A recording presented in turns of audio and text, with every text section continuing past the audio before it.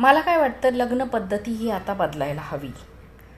मुलगी आई वडिलांना सोडून, गाव सोडून, नवऱ्याच्या घरी न जाता मुलाने आणि मुलीने दोघांनी पण आईवडिलांना सोडलं पाहिजे आणि एक नवीन ठिकाणी छोटंसं घर घेऊन आपला नवीन संसार सुरू करायला पाहिजे. त्याने काय होईल, दोघांचे आईवडील लांब असतील, त्यामुळे ते दोघं एकमेकांना समजून लवकर घेऊ शकतात आणि त्यांच्यात भांडणं कमी होतील.